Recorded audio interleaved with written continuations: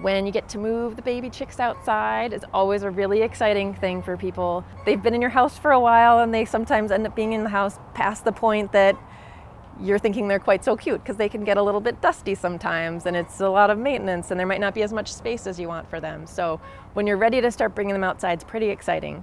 We ended up making a chicken wire hutch that we put on a little furniture dolly so it could be on wheels, and then we would just roll it in and out each day. So on any nice day we'd have it outside. If it was a little rainy, we put a little tarp over the top, but they really liked being able to look around outside and start seeing things. It was much more exciting and entertaining than just being inside and not seeing so much. And then we would roll them back in at night. We did have a variety of age of chicks in this batch, so there were some that definitely needed the heat lamp at night and enjoyed being back inside. And we would just, again, have the heat lamp on one side and just wait until it seemed like the chicks didn't really need the heat lamp anymore before we took it off. And similar to a plant, you can start turning the light off during the daytime and have the heat lamp on more at nighttime, and just see who needs it still at night and who's sleeping further away from it.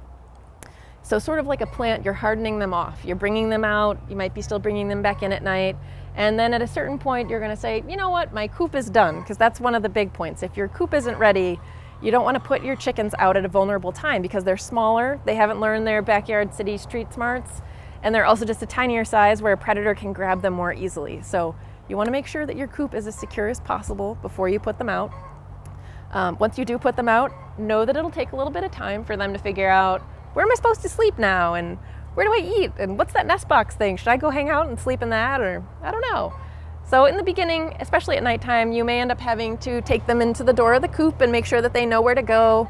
You might have to move them from the nest box or a spot on the floor to their roost bar. In the beginning, there's a little bit more of those troubleshooting, but they have a really distinct bedtime. Unlike ducks, ducks are partiers. They could stay up all night. They don't have a bedtime instinct.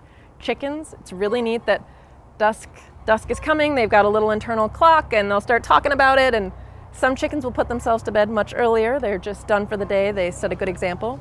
But in general, they'll all put themselves to bed, and your job is basically to make sure that they stay secure so that their door to their run and or their house is closed at night and secure from predators.